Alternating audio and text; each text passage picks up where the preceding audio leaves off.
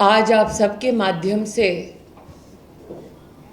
गुजरात की पुण्य धरा से हर गुजराती का प्रथम चरण में मतदान करने के लिए सर्वप्रथम भारतीय जनता पार्टी की कार्यकर्ता होने के नाते मेरे संगठन की ओर से मैं आभार व्यक्त करती हूँ।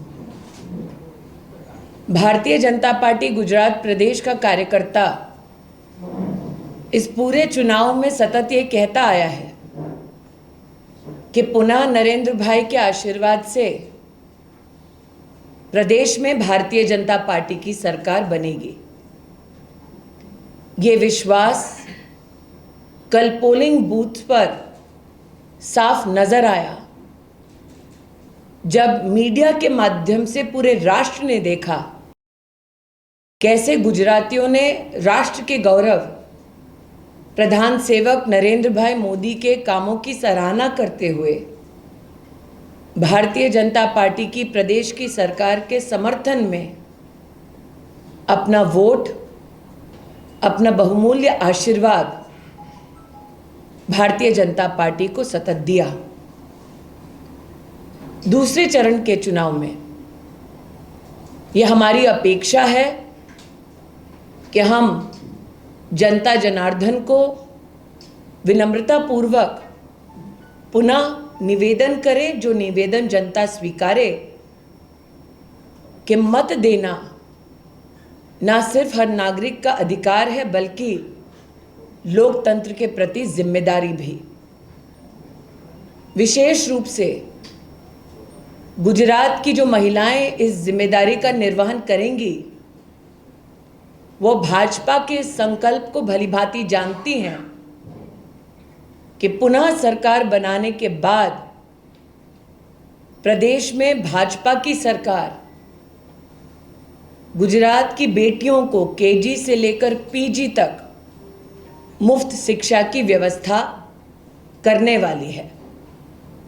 साथ ही गुजरात की महिलाएं ये जानती हैं कि कक्षा 9 से लेकर 12 तक बेटियों को पुनः सरकार बनाने के बाद मुफ्त की साइकिल भी प्राप्त होने वाली है। ये भी अभिनंदनीय है कि गुजरात की महिला इस बात का समर्थन करती है कि जो ईडब्ल्यूएस श्रेणी की हमारी बेटियां हैं उनका मेरिट लिस्ट में आने के बाद ये अधिकार बनेगा कि वो मुफ्त की इलेक्ट्रिक स्कूटी भाजपा सरकार द्वारा प्रदेश में प्राप्त करें। विशेषतः जो हमारी सीनियर सिटीजन बहनें हैं उनको यातायात की दृष्टि से पूरे प्रदेश में पुनः भारतीय जनता पार्टी की सरकार बनने के बाद यातायात की बस में मुफ्त सुविधा भाजपा की सरकार दिलवाएगी। ये जानकर ऐसी बहनें आनंदित हैं। और विशेषतः पारिवारिक दृष्टि से जनता के मध्य में जब हम जा रहे हैं तो जनता जनार्दन भाजपा के संकल्प की भी सराहना कर रही है कि आयुष्मान भारत की योजना के अंतर्गत एक तरफ भारत सरकार 5 लाख रुपए तक का स्वास्थ्य का संरक्षण दे रही है, दूसरी ओर पुनः भाजपा की प्रदेश में सरकार बनाने के बाद ये राशि 5 लाख से बढ़कर भाजपा की प्रदेश सरकार 10 लाख रुपए कर देगी। इन सभी संकल्पों के चलते सरकार के प्रगतिशील और विकास के पथ पर सुदृढ़ भूमिका के चलते मैं गुजरात में ऐतिहासिक जीत हो ये संकल्प पूर्ण करने के लिए जनता जनार्दन का आभार व्यक्त करती हूँ। આજે હું આપ સૌની વચ્ચે ગુજરાતની પ્રજાને ભાજપની કાર્યકર્તા બની આભાર અને અભિનંદન વ્યક્ત કરવા ઈચ્છું છું. ભાજપના કાર્યકર્તાઓ વારંવાર કહેતા કે ફરી એકવાર અમે ગુજરાતમાં સરકાર બનાવીશું, અને કાલે જ્યારે પ્રથમ ચરણની વોટિંગ થઈ ત્યારે આપ સૌ સાક્ષી છો કઈ રીતે ગુજરાતની પ્રજાએ પોલિંગ બૂથ પર આવી મત આપી ફરી એકવાર વિશ્વાસ વ્યક્ત કર્યો છે કે ગુજરાતની જનતા ઈચ્છે છે કે ભાજપની સરકાર બને. આવનારા 5 તારીખે બીજા રાઉન્ડ થશે વોટિંગની. એમાં અમે ભાજપના કાર્યકર્તાઓ નિવેદન કરીએ છીએ કે વોટર્સ પોતાનું મત આપી અધિકારની સાથે સાથે જે અમારી લોકતંત્ર પ્રત્યે જવાબદારી છે એને પણ અમે લોકો પૂર્ણ કરીએ. ગુજરાતની બહેનોએ વિશેષ ભાજપના સંકલ્પ પત્રમાં કેજીથી લઈ પીજી સુધી દીકરીઓને મુફ્ત શિક્ષણ આપનારી અમારા સંકલ્પને બહુ જ સમર્થન આપ્યો છે. વિશેષ ધોરણ 9થી માંડીને 12 ધોરણ સુધી અમારી દીકરીઓને મફતની સાયકલ મળશે. આ સંકલ્પ સાંભળીને પણ ગુજરાતની બહેનોએ ખૂબ જ આશીર્વાદ નરેન્દ્રભાઈને અને ભારતીય જનતા પાર્ટીને આપ્યું છે. સાથે સાથ EWS કેટેગરીમાં જે દીકરી મેરિટ લિસ્ટમાં નામ જોડાવશે એને મફતની સ્કૂટી મળશે. આ સાંભળીને પણ ઘણી બધી આપણી દીકરીઓ આનંદિત થઈ છે. ભારતીય જનતા પાર્ટીની સરકાર ફરી એકવાર ગુજરાતમાં બનાયા પછી અમારી વડીલ બહેનોને ગુજરાતના બસીસમાં મફત યાતાયાત કરવા મળશે. આ પણ વડીલ બહેનો માટે આનંદ અને સુખની વાત છે. પારિવારિક દૃષ્ટિથી ગુજરાતીઓએ ભાજપને અને ભાજપના નેતૃત્વને અભિનંદન આપ્યું છે કે મુખ્યમંત્રી શ્રીના નેતૃત્વમાં જે વડાપ્રધાન શ્રીની આયુષ્માન ભારત યોજનામાં હમણાં 5 લાખ રૂપિયા અપાઈ રહ્યા છે એ ગુજરાત પ્રદેશમાં ભાજપની સરકાર બનાવ્યા પછી આ રાશિ 10 લાખ સુધી થઈ જશે. ભાજપના આ સંકલ્પો અને વિકાસ હેતુ ભાજપના કાર્યોને જોઈ ગુજરાતની પ્રજા જે માન સન્માન અને પ્રેમ નરેન્દ્રભાઈને આપે છે, ભાજપને આપે છે, આ બદલ અમે બધા કાર્યકર્તાઓ ગુજરાતની પ્રજાના આભારી છીએ. ફરી એકવાર ગુજરાતમાં ભાજપ સરકાર હવે માત્ર ભાજપના કાર્યકર્તાઓનું સંકલ્પ નથી, आखा गुजरात नु संकल्प बनी गયું છે. अब मीडिया के जो भी मित्र प्रश्न पूछना चाहें, the floor is open for questions. लेकिन मेरा निवेदन है कि प्रश्न पूछने से पहले अगर आप अपने आप को और अपने प्रकाशन अथवा अपने चैनल को आइडेंटिफाई करें तो मेरे लिए सहूलियत होगी. एक अंतर्राष्ट्रीय जिम्मेदारी जो भारत के वैभव को विश्व के सम्मुख प्रस्तुत करने का हर हिंदुस्तानी को मौका देता है. एक अंतर्राष्ट्रीय संकल्प जो भारत के सांस्कृतिक वैभव और वसुधैव कुटुंबकम के चिंतन को प्रदर्शित करता है. अगर भारत का ये संस्कार,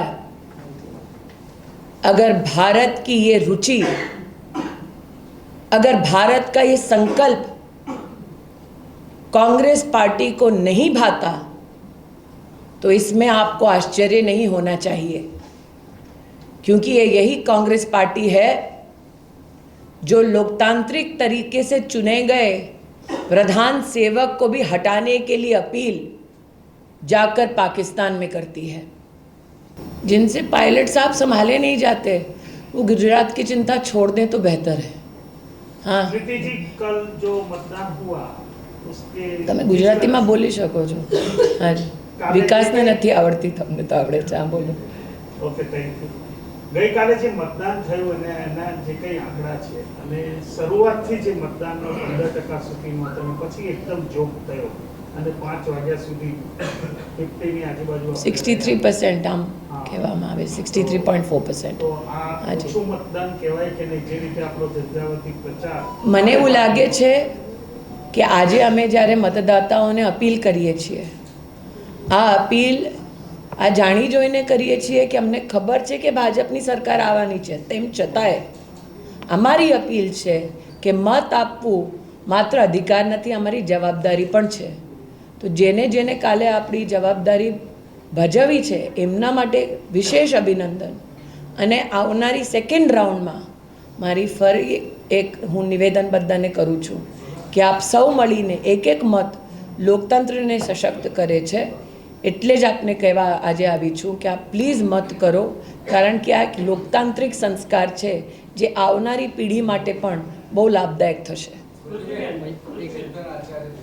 હા ચિંતનભાઈ, આજે ઓછું મતદાન થયું છે તો એવું નથી લાગતું કે ગુજરાતમાં ઘણા બધા મુદ્દાઓ ક્લોઝ કરવામાં પ્રચાર દરમિયાન ઘણા બધા મુદ્દા ભાજપે, કોંગ્રેસે, આમ આદમી પાર્ટી પર નવું પ્લેયર છે તો એને પણ ક્લોઝ કર્યા. તો ગઈ વખતે કરતાં પણ આ વખતે જો ઓછું મતદાન થાય તો વોટર્સનો ઇન્ટરેસ્ટ જે છે રાજકારણમાં 60% થી ઓછું થાય તો ચિંતનભાઈ મારી ચિંતા હોય, પણ 63% જે આયા એમનું તો આપણે સન્માન કરીએ. ગઈ વખતે તમને ખબર છે 2017માં શું મુદ્દો હતો, આ વખતે જાણે એવો મુદ્દો ન હોય એટલે ડિક્લાઇન જે થયું એની વાત કરું છું. તો કેમ ડિક્લાઇન થાય છે? લોકોનો ઇન્ટરેસ્ટ વધવો જોઈએ ને, જો મુદ્દાઓ આટલા બધા સરસ, ઇનફેક્ટ આઈ વુડ સે કે બીજેપી એમ પણ શક્યતા છે કે લોકોને ખબર છે કે ભાજપ આવવાની જ છે, એટલે વોટ નથી કરતા. પણ મારે એમ લાગે છે કે આપણે ફરી એકવાર આપણી શું જવાબદારી છે કે અમે લોકોને કહીએ કે જો અમને એવું લાગે છે કે આપને વોટિંગ ડીપ થઈ છે તો પ્લીઝ સેકન્ડ રાઉન્ડ બાકી છે, આપ સૌ આવીને વોટની અપીલ અમે કરીએ છીએ. આ વડાપ્રધાનશ્રીની પણ અપીલ જુઓ તો એમને શું કહ્યું કે ભાઈ મત આપવું અધિકાર છે પણ જવાબદારી પણ. અને જ્યારે આપ મુદ્દાઓની વાત કરો છો તો ચિંતનભાઈ સાચી વાત એવી છે કે મુદ્દાઓ ઠોસ તો અમે લઈને આવ્યા, વિપક્ષે કયો ઠોસ મુદ્દો આપ્યો છે? આપ કોંગ્રેસની વાત કરો છો તો કોંગ્રેસે તો નરેન્દ્રભાઈને ગાળો આપતા એ છોડી બીજા કયા ઠોસ મુદ્દા ઉપર આ લોકો લડ્યા છે? અને જે કોંગ્રેસ પાર્ટીના ગાંધી ખાનદાને ગુજરાતના ચૂંટણીના બહિષ્કાર કર્યા, કદાચ એમના સપોર્ટર ના ઉતરાયા વોટ કરવા માટે. હાજી,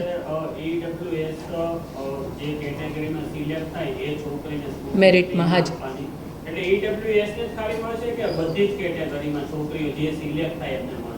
ઈડબ્લ્યુએસ કેટેગરી માટે સ્પેસિફાઈ કરાયું છે સંકલ્પ પત્રમાં. मैं गुजराती हूँ तो कोई पूछ नहीं रहा है. नहीं कोई बात नहीं, पहला अधिकार उनका यहाँ पे. हाँ जी. योगी आदित्यनाथ का नाम लिए बिना अखिलेश यादव ने जो आजम खान पर मुकदमे दर्ज है उसको लेकर कहा है कि एक फाइल मेरे पास भी आई थी मौजूदा सीएम की, लेकिन मैंने उसको लौटा दिया था.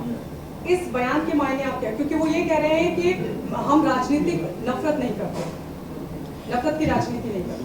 देखिए, राजनीति और राष्ट्रनीति में और कानून में जिनको अंतर नहीं पता और विशेषतः जो अपनी राजनीतिक लोकप्रियता के लिए कोई भी स्टेटमेंट देते हैं उनके संदर्भ में टिप्पणी करना भी व्यर्थ है. मुझे ऐसा लगता है कि वो स्वयं कितने निष्क्रिय एक राजनेता रहे और उनके चलते प्रदेश को कितनी हानि हुई, ये प्रदेश की जनता ने जानते हुए समझते हुए ही भारतीय जनता पार्टी की सरकार बनाई. तो जो साफ हो चुके हैं प्रदेश से और उसकी राजनीति से, उनके ऊपर अमर्यादित टिप्पणी की आप मुझसे अपेक्षा ना करें। यूपी के दोनों डिप्टी सीएम को वो ऑफर भी दे रहे हैं, कह रहे हैं कि 100 विधायक। आप सोच सकते हैं कि उनकी क्या लाचारी है कि खुद जीतने का दम नहीं रखते हैं। और भारतीय जनता पार्टी का जो कार्यकर्ता है उसके समक्ष इस प्रकार की उचित टिप्पणी करना उनके संस्कार जताता है। एक आखिरी सवाल, अजमेर ऐसा लगेगा कि आप ही के चैनल का इंटरव्यू कर रहे हो। हाँ जी, अर्जुन से जुड़े कह रहे हैं पहले चरण में 2017 की तुलना में कम मतदान हुआ है। उसका मैं चिंतन भाई को गुजराती में दे चुकी हूँ जवाब, अब हिंदी में बोल देती हूँ कि इस पूरे चुनाव में गांधी खानदान ने गुजरात के चुनाव का बहिष्कार किया। कहीं ऐसा तो नहीं कि उनके कार्यकर्ताओं ने, उनके वोटर्स ने कांग्रेस का बहिष्कार किया है। भारतीय जनता पार्टी के कार्यकर्ता होने के नाते हम बार बार कह रहे हैं कि आप मत को, वोट को मात्र अधिकार की दृष्टि से ना देखें, जिम्मेदारी की दृष्टि से देखें। लेकिन जो 63% वोट करने आए वो विशेष अभिनंदन के अधिकारी हैं। मैं पुनः कहती हूँ, आप सभी मीडिया के मित्रों ने कल कई पोलिंग बूथ्स पर जनता जनार्दन के इंटरव्यूज़ भी किए। ओवरवेलमिंगली जनता ने आपको कहा कि हम भारतीय जनता पार्टी को वोट दे रहे हैं। इसलिए भारतीय जनता पार्टी के लिए आनंद का विषय है कि जितने भी ओवरवेलमिंगली वोट्स पड़े वो भारतीय जनता पार्टी का जो संकल्प है उसी को प्रदर्शित करते हैं। चुनाव न सिर्फ भाजपा लड़ रही है बल्कि गुजरात की जनता भी मोदी के समर्थन में इस चुनाव में उतरी है।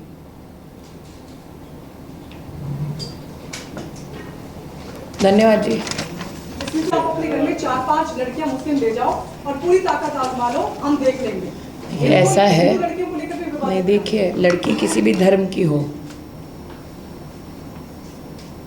इस प्रकार से मुझे ये टिप्पणी अजमल साहब की उचित नहीं लगती। अगर वो अपने धर्म में किसी बेटी का इस प्रकार से अपमान कर रहे हैं तो जनता के लिए सोचने का विषय है। इसलिए मेरा तो आपसे आग्रह है, लड़की चाहे किसी भी धर्म की हो, इस प्रकार के प्रश्न ना करें तो बेहतर है।